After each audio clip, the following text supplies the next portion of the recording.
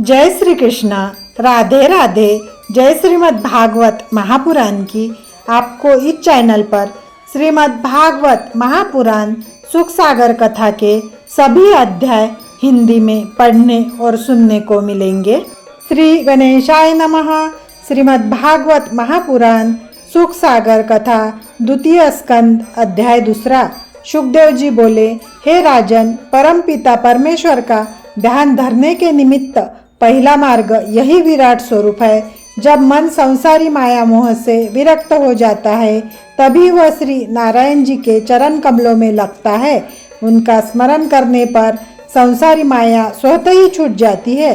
यदि तुम सोचो कि कोई व्यक्ति अपने घर को त्याग कर वन में जा सन्यासी बन श्री नारायण जी का भजन करे तो उसे भोजन, वस्त्र अथवा पात्रों बिना कष्ट होगा तथा उसका मन परम प्रभु के ध्यान में न लग सकेगा।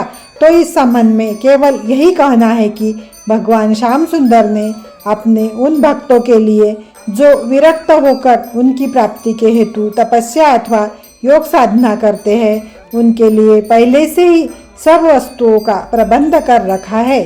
संसार में रहकर मनुष्य को अपनी अभिष्ट वस्तुएं प्राप्त करने के लिए अत्यंत परिश्रम करना पड़ता है, परंतु ईश्वर की कृपा से वन में वे सब पदार्थ बिना परिश्रम किए ही प्राप्त हो जाते हैं। वहाँ सोने के लिए पृथ्वी की शैया विद्यमान है, उस पर सुखपूर्वक नींद आती है और जैसा आनंद पृथ्वी पर शयन करने से मिलता है वैसा शैया तथा गद्दों पर भी प्राप्त नहीं होता। हाथों की कुहनी से तकिए का काम लिया जा सकता है। भोजन के लिए वहाँ अनेक प्रकार के फल होते हैं। स्वादिष्ट फल खाने के बाद फिर किसी अन्य वस्तु को खाने की इच्छा ही नहीं होती। पात्रों बर्तनों की वहाँ आवश्यकता ही नहीं पड़ती, क्योंकि पत्तों के दोने तथा हाथों से अधिक श्रेष्ठ पात्र और कोई नहीं हो सकता। इन पात्रों को न तो चोर चुरा कर ले जा सकता है और न ही इनके पुराने अथवा खराब होने का भय ही रहता है। पहनने के लिए सर्वोत्तम वस्त्र वृक्षों की छाल है, उनके फटने की कोई चिंता नहीं रहती। पर्वतों की कंदराओं को रहने के लिए घर समझना चाहिए। तालाब, नदी आदि का पानी पिए तथा उसी से स्नान करे। जो मनुष्य वन में रहकर परमेश्वर की शरण में बना रहता है उस पर कृपा करके श्री नारायण जी सिंह, रीछ आदि वन के हिंसक जंतुओं से उसकी रक्षा करते हैं। हे राजन, मैं तुम्हारे पास किसी लालच से अथवा प्रयोजन सिद्धि के लिए नहीं आया हूँ। नारद जी ने तुम्हारा बोझ मेरे ऊपर डाल दिया था, इसलिए मुझे यहाँ आना पड़ा है। जो मनुष्य परब्रह्म परमेश्वर के भजन तथा ध्यान से विमुख रहते हैं उन्हें बैतरणी नदी तथा नरकों के कष्टों को अवश्य भोगना पड़ता है। इसके विपरीत जो लोग संसारी मोह माया से विरक्त होकर श्री परम प्रभु का ध्यान तथा कीर्तन करते हैं उन्हें किसी गृहस्थ के घर भोजन अथवा वस्त्र मांगने के लिए जाने की आवश्यकता भी नहीं रहती है। धनी लोग तो उन्हें पहचान भी नहीं पाते, क्योंकि श्री परम प्रभु अपने भक्तों का संपूर्ण सांसारिक धन नष्ट कर देते हैं। मनुष्य को यह बात सोचकर सदैव संतोष धारण करना चाहिए कि जिन जगदीश्वर ने मुझे जन्म दिया है वे ही मेरी आजीविका चलाने वाला है। वे दयालु कभी मुझे भूखा नहीं रखेंगे। जब मैं माता के गर्भ में था उस समय वे ही दीनानाथ मुझे पेट में भोजन पहुँचाते थे, तब संसार में रहकर मैं भूखा क्यों रहूँगा। उन परम प्रभु ने मेरे जन्म लेने से पूर्व ही माता के स्तनों में दूध भर रखा था। यहाँ स्वयं यह विचार करके देखना चाहिए कि स्तनों में तो केवल मांस ही रहता है, फिर दूध कहाँ से आया। वास्तव में तो यह श्री परम प्रभु की कृपा ही है। इन बातों पर विचार करने के पश्चात भी जो मनुष्य संतोष ग्रहण न करे तथा श्री जगदीश्वर श्री नारायण जी को भूलकर खाने पीने की चिंता में लगा रहे उसे महामूर्ख समझना चाहिए। जो लोग गाय, बैल आदि पशुओं को अपने द्वार पर बांधते हैं वे भी उनके खाने पीने की चिंता रखते हैं। फिर श्री नारायण जी तो सबको भोजन देने वाले हैं, वे भला अपने दास को भुलाकर उसे भूखा कैसे रखेंगे। जिस समय मनुष्य केवल एक बूंद के बराबर था उस समय भी श्री जगदीश्वर ने उसको नहीं भुलाया। उन्होंने अपनी महिमा द्वारा उसे 10 उंगलियों तथा दोनों कंधों पर 2 भुजाएं प्रदान की। फिर भी उसे नारायण जी कैसे भूल सकते हैं? हे राजन, किसी प्राणी की क्या सामर्थ्य है जो वह श्री जगदीश्वर के गुणों का हाल जान सके। भगवत भक्त को चाहिए कि वह पहले नित्य प्रति स्वाद चढ़ाने का साधन आरंभ करे तथा योगाभ्यास द्वारा अपने प्राणों को ब्रह्मांड में ले जावे। तदनंतर उसे अपने हृदय में सहस्त्रदल कमल का ध्यान करना चाहिए। उस कमल का मुख नीचे की ओर है, अंततः अपने ध्यान में उसका मुख ऊपर की ओर करना चाहिए। इस प्रकार साधन करने से मन ऐसे निर्मल हो जाता है जैसे सिकिल करने से मूर्छा लगा हुआ लोहा चमकने लगता है। जब मन शुद्ध हो जाएगा तब उसे सहस्त्रदल कमल के भीतर परमेश्वर का सूक्ष्म स्वरूप दिखाई देने लगेगा। उस समय ऐसा आनंद प्राप्त होगा जो पहले कभी नहीं पाया था। उस आनंद पर मोहित होकर मनुष्य अन्य किसी सुख की इच्छा नहीं करेगा। जब वह मनुष्य इस पद को प्राप्त कर लेगा तब वह श्रेष्ठ योगीराज होकर जाएगा।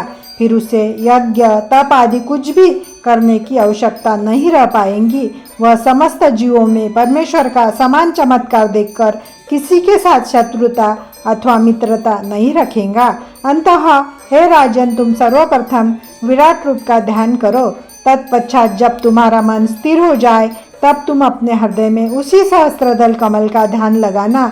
उस कमल में तुम्हें श्री नारायण महाप्रभु का अंगुष्ठ प्रमाण चतुर्भुजी स्वरूप दिखाई देगा।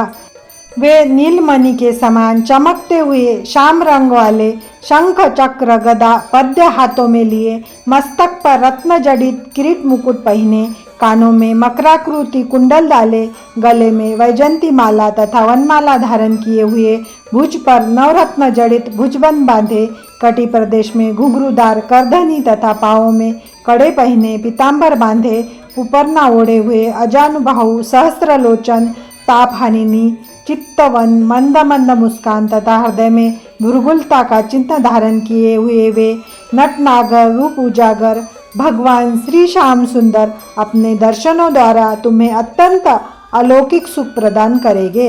यदि यह संपूर्ण रूप एक बारगी ध्यान में न आ सके तो तुम सर्वप्रथम चरणों से आरंभ करके फिर एक एक अंग को धीरे धीरे ध्यान में लाना। तब संपूर्ण रूप भली भांति ध्यान में आ जाएगा। जब वह रूप अच्छी तरह तुम्हारे ध्यान में आ जाए तब तुम श्वास खींचने का साधन करके अपने प्राण ब्रह्मांड में चढ़ा लेना। जिस मनुष्य के प्राण ब्रह्मांड तोड़कर बाहर निकलते हैं वह प्राणी सूर्यमंडल में होता हुआ वैकुंठ लोक में पहुंचता है। फिर उससे आवागमन के बंधन में नहीं आना पड़ता।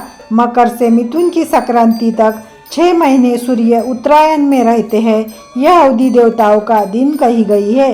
इन 6 महीनों में मृत्यु को प्राप्त होने वाले प्राणी सूर्यमंडल से होते हुए वैकुंठ को जाते हैं। इसके विपरीत कर्क से लेकर धनु की संक्रांति तक 6 महीने सूर्य दक्षिणायन में रहते हैं। यह अवधि देवताओं की रात्रि कही गई है। इन 6 महीनों में मरने वाले प्राणी चंद्रमंडल में होकर अपने कर्मानुसार देवलोक आदि में जाते हैं। वहाँ उन्हें अपने पुण्य अवधि पर्यंत सुख भोग कर फिर इसी संसार में जन्म लेना पड़ता है। मैंने तुम्हें दोनों प्रकार के धर्म का मार्ग बता दिया है। इसके अतिरिक्त तीसरा मार्ग कोई नहीं है। हे राजन, जो प्राणी मनुष्य शरीर पाकर भी हरिस्मरण द्वारा अपनी मुक्ति का उपाय नहीं करता उसे फिर 84 लाख योनियों में जन्म लेना पड़ता है।